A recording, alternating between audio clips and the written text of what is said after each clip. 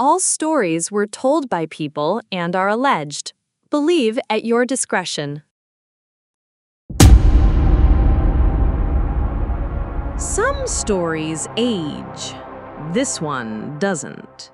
In the shadowed heart of Louisiana, tangled in ivy and shame, stands a mansion forgotten by time. The Olander estate. Locals walk wide around it. Children whisper dares near its fence, but no one steps inside. Not anymore. Because the Olanders never left. Year 1802. Elegance draped in rot. The Olanders weren't just rich. They were Louisiana's version of royalty.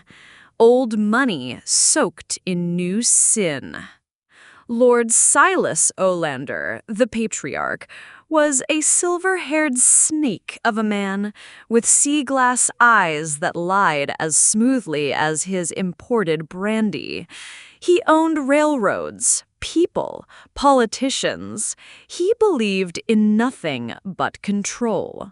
His wife, Lady Imogen, was as cruel as she was captivating, a former French courtesan with hair like white ash and skin like porcelain. They said her tongue could charm snakes or slit throats. The 7 children, each a mirror of vanity and venom. Caspian, the heir, beautiful, arrogant, with a voice like velvet and fists like stone. Lucille, obsessed with mirrors, swore she'd never age and bathed in goat's milk and secrets. Tobias, mute since birth, but always sketching screaming faces that no one else could see. The twins, Elias and Alara, pale, playful, and always laughing when animals died. Margot, the quiet reader, who never blinked. And baby Alaric, always crying, even when asleep. But beneath the silks and chandeliers was the rot, because power like theirs always comes at a price. The boy beneath the floorboards. He had no name. He was 12, dark-skinned, bought like meat for pleasure and punishment, from the auction block to a mansion of monsters. They called him boy, never fed him, never clothed him beyond rags. He cleaned their chamber pots and bled on their floors. He was beaten for sport, mocked for screams, and when he tried to run, they buried him, alive, beneath the backyard floorboards. They walked over his grave. What they didn't know? The boy was the son of a Haitian mambo, a priestess of the old ways. His mother died screaming a single prayer, "Papa Legba, open the gate for my son." And when his final tear soaked into the wood under the floorboards, Legba answered. 2 nights before the dinner party, the boy tried to run. Barefoot, through mud and bramble, across a storm-slicked field. He didn't get far, because cruelty in the Olander estate didn't sleep. He was known only as Boy. He'd been bought at the summer auction, 12 years old, skin the color of twilight, wrists too small for the iron shackles he was handed in. No name, no record, no rights. His real name? Matu, son of Celestine, a Haitian mambo who'd been killed resisting capture. He was born with sacred ash on his tongue, He was never meant to be owned. But now, here he stood, trembling, soaked in sweat and swamp water, caught at the estate's edge by Caspian and Elias. The boy could barely walk, his body weak from hunger and fatigue.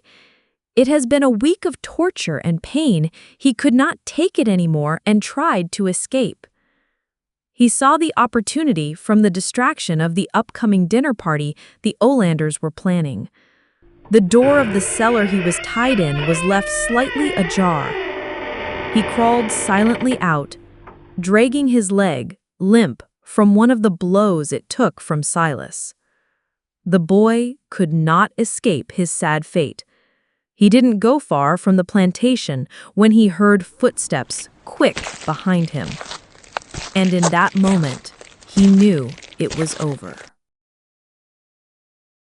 Caspian, ever the golden serpent, tackled the boy first, smiled as he drove his knee into the child's back.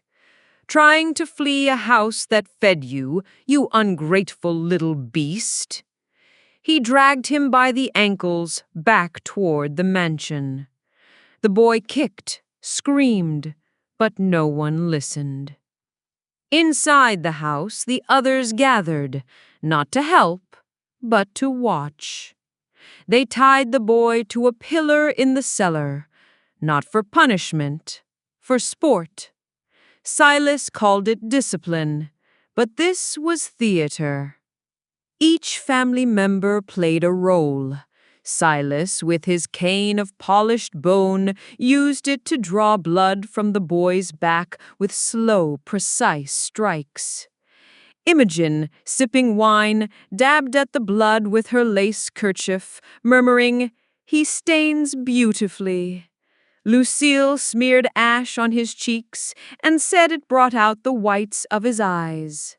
Elias and Elara giggled and took turns whispering lies to him. "Your mother sold you for candy. Legba isn't coming for you."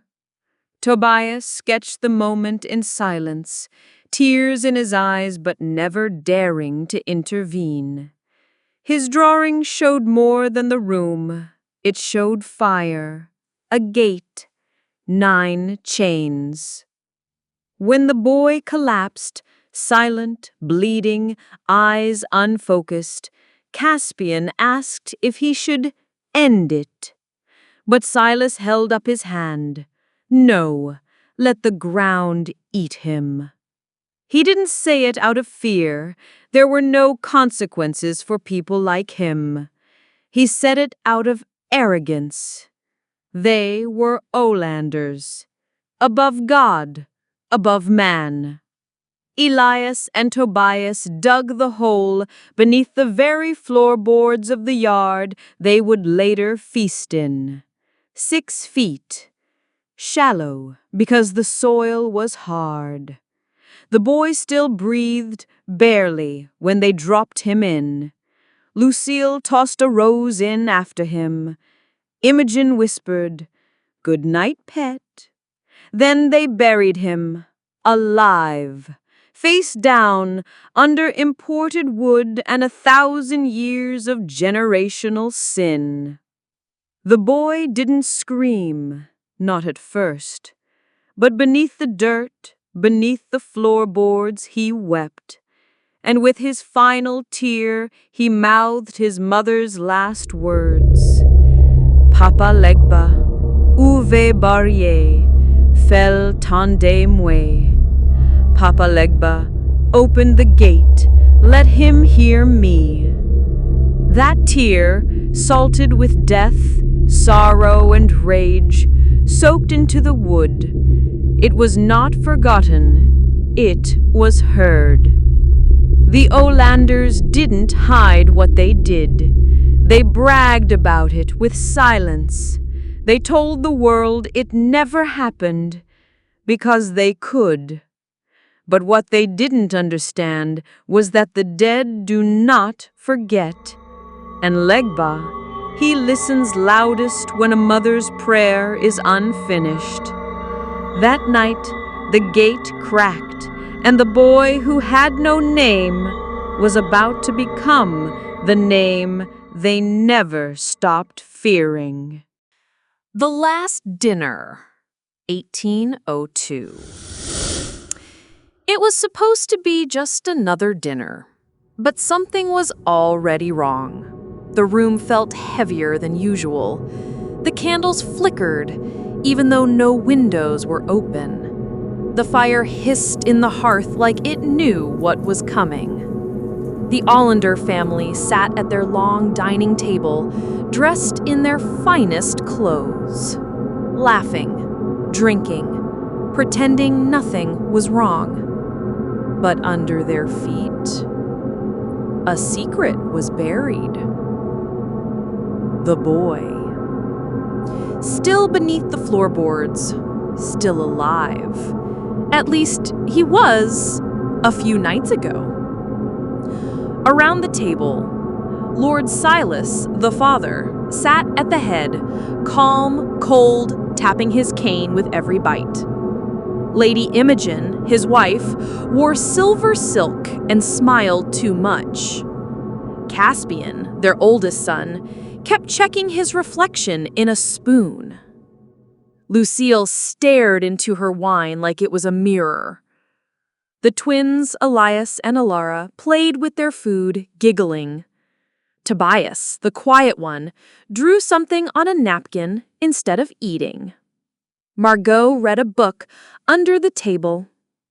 And baby Alaric cried and cried. No one picked him up. The food was hot, but tasted rotten. The wine looked fine, but burned like fire. Lucille's necklace started bleeding. Tiny drops, like from nowhere. Then it happened. A knock. Slow, from beneath the floor. Everyone froze. Knock, knock, knock. Imogen whispered with eyes wide, "Did you hear that?" Caspian stood up, angry. "It's him! I told you we should have burned the floor." The twins laughed. Alara laughed, "He's still singing!" Elias laughed louder and said, "He screams in the same note every night." The floor breaks. Tobias dropped his napkin. A drawing slipped out. It showed the boy, eyes missing, mouth open, screaming. Suddenly, boom! The floor beneath the table cracked.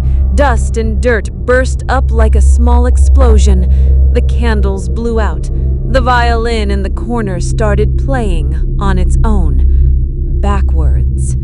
A cold wind rushed in. The roast on the table split open, rotten inside.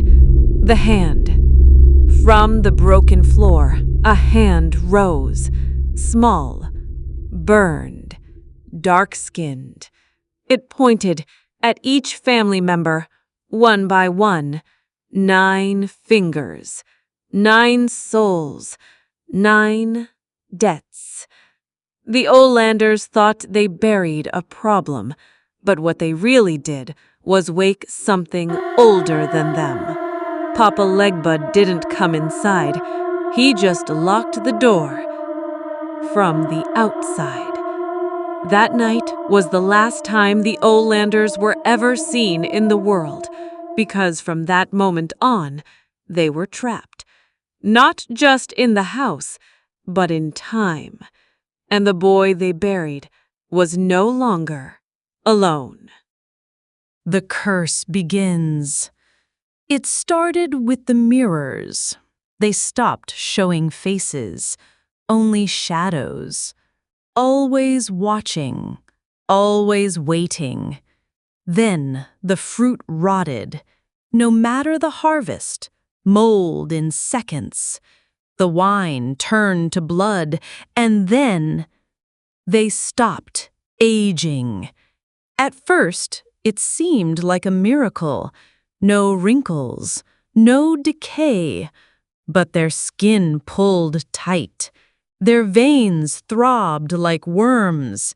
Their teeth loosened and grew back twisted.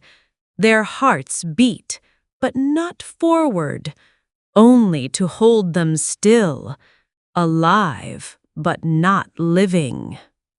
The prison of the estate. They tried to flee, every single one. They burned the house, they boarded it up, but every attempt ended the same. They would wake, naked and starving, on the dining room floor, mud in their mouths, fingernails packed with dirt, as if they'd clawed their way back from the grave. Silas, at 87, began to speak in tongues, black eyes, shaking hands. He begged the staff to shoot him.